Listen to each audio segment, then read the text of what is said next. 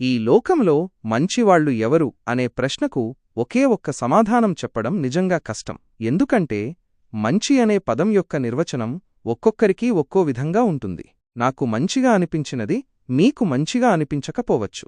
అయితే కొన్ని సాధారణ లక్షణాలను బట్టి మనం ఒక వ్యక్తిని మంచివాడు అని చెప్పొచ్చు. దయాగుణం.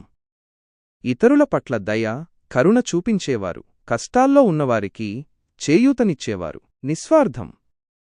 తమ గురించి మాత్రమే కాకుండా ఇతరుల శ్రేయస్సును కూడా కోరుకునేవారు. ఎలాంటి స్వార్థం లేకుండా సహాయం చేసేవారు. నిజాయితీ.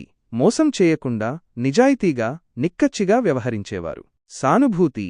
ఇతరుల బాధలను అర్థం చేసుకుని వారిని ఓదార్చేవారు. వారి కష్టంలో పాలు పంచుకునేవారు. క్షమాగుణం. ఇతరులు చేసిన తప్పులను క్షమించి పగను మనసులో పెట్టుకోనివారు. బాధ్యత.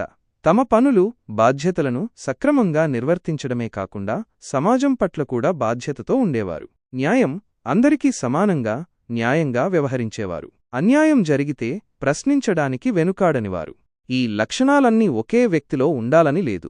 పైన చెప్పిన వాటిలో కొన్ని లక్షణాలు ఉన్నవారినైనా మనం మంచివాళ్లు అని చెప్పొచ్చు. మంచి అనేది కేవలం పెద్ద పెద్ద పనుల్లోనే కాదు, చిన్న చిన్న దయగల చర్యల్లో కూడా కనిపిస్తుంది.